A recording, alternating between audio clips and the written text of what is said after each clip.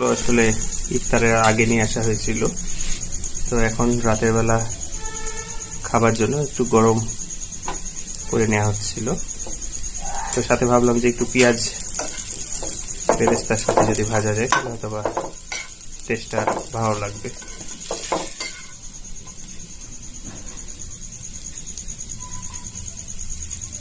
ইয়ানের আম্মু খুব সুন্দরভাবে কাঠি থেকে কাবাবগুলো ছড়িয়ে নিচ্ছে, আর আমি ভিডিও করে মহান দায়িত্ব পালন করছি। তুমি তো সবসময় মহান দায়িত্বই পালন করো। এটা খুব শক্তভাবে লেগে থাকার কারণে একটু কষ্ট হচ্ছিল। যাই হোক, ওইটা তো ছাড়ছিলই না, মানে ছাড়েই নাই। সবগুলোই কাঠি থেকে ছাড়িয়ে নেওয়া হয়েছে। এরপর হালকা একটু চাট মশলা গুলো দিতে পারলাম না, যেটা হলো কিন্তু বাসায় তো কোনো চাট মশলা নেই, কিন্তু দেওয়া হয়।